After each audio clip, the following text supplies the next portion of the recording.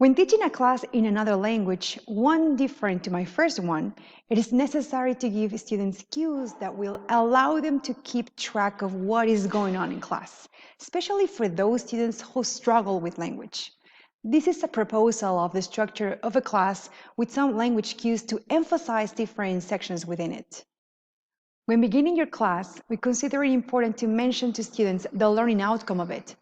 Sometimes, when learning outcomes are too demanding, they can take several classes, and it is necessary for students to know that whatever is going on in the class is related to a particular aim or goal, and this applies to any educational level, and higher education is no exception. The main section of your class is going to vary according to the discipline you teach. This is where you present new concepts or review them. Perhaps you put them into practice by carrying out different activities. But the language cue here is to make emphasis on the language that will allow your students to transition from one activity to the other. For example, when you're presenting disciplinary concepts, be sure to stress keywords instead of having a flat intonation.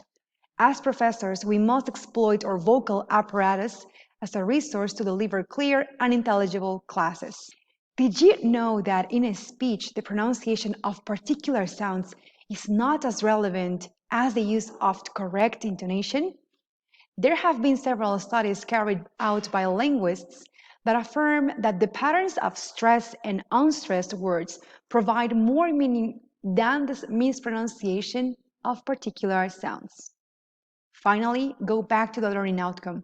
Ask students how it has been achieved. Make students aware of its progress.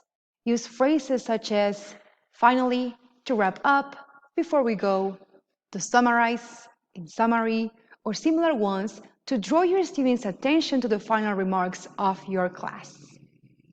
Putting ourselves in our students' shoes is fundamental to plan and deliver engaging lessons filled with comprehensible content.